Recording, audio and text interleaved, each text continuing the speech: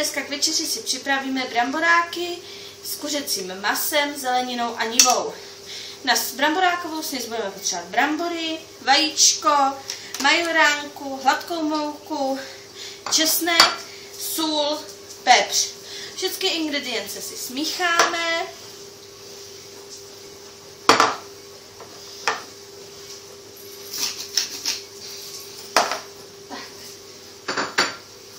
Česnek. Zamícháme důkladně.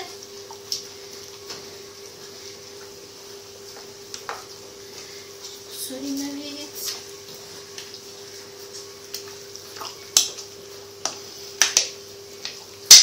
Směs na bramboráky ochutnáme.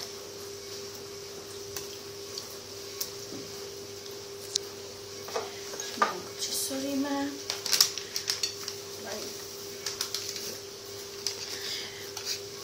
Pravou chuť bramboráku poznáme až po usmažení prvního kusu. Po prvním kusu dochutíme. Směs na bramboráky máme hotovou. Bramborákovou směs si dáme bokem a připravíme si kuřecí prsa. Náplň do bramboráku. Na pánev si rozhavíme, nalijeme si do něj trošku oleje.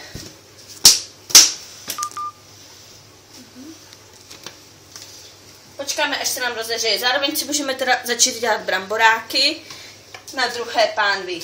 Tu si taky rozehřejeme. Na kuřecí směs budeme potřebovat šalotku, kuřecí prsa nakrájená na kousky, česnek nakrájený na kousky, žampiony, kapy, bazalku, sůl a pepř.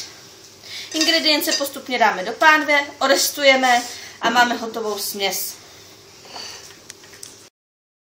Máme rozpálený, takže si na něj dáme šalotku, kterou mírně zpěníme.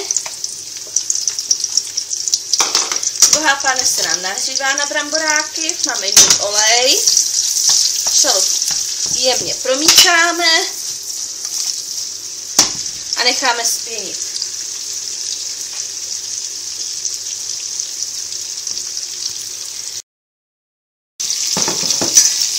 Pánev na bramboráky máme rozpálenou, takže tam dáme první bramborák.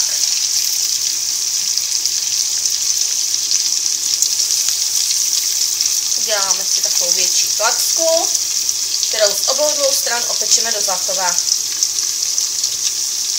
Poté ji vytáhneme a necháme ji okapat na ubrousku.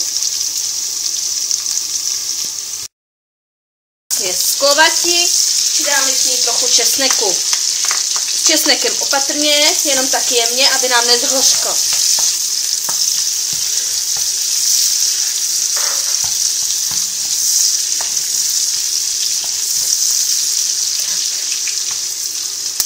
Až se nám česnek maličko osmaží, tak přidáme kuřecí maso na kostičky nakrájené. A vše necháme pomalu restovat. Když restuje, můžeme ho osolit. Opepříme maso.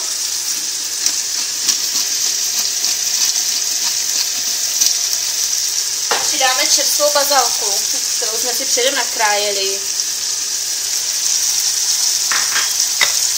Vše promícháme a maso opíkáme. Až bude maso opečené, přidáme žampiony a kapy. Přidáme jiné. Už postupně orestovala a můžeme přidat kapy a žampiony. Kapy máme nakrájenou na nudličky, žampiony na kousíčky. Všechno promícháme. Necháme ještě chviličku restovat a poté podlejeme silným vývarem. Vývar asi buď to uvaříme, anebo si můžeme v jednu kostku a půl litra vody. První bramborák, který se ne vždy povede, takže to bereme z rezervu a naplníme další. Vytáhneme. Ještě ho pohojíme. Necháme ho na ubrousku okapat a dáme další. Jdeme vývarem a jemně dusíme do měka. Nebudeme to rozvážet, takže tak 5 minut úplně stačí. Si pěkně obrátíme a necháme ho usmažit i z druhé strany. Směs se nám krásně dusí do měkoučka, takže za chvíli si budeme moct bramboráky plnit a budeme je moct podávat. Hotovou, můžeme si vypnout a odstavit. Chvíli necháme stát a poté budeme plnit bramboráky. Část vezmeme si bramborák, položíme si ho na talíř, pokapeme si ho kečupem, kečup rozetřeme,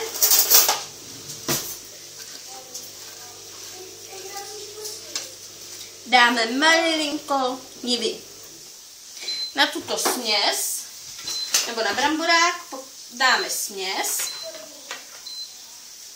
kterou rozprostřeme. Na tuto směs opět dáme nivu, můžeme trochu zeleného, pařitky nebo petrželky a přikryjeme bramborákem. Bramborák ozdobíme kečupem,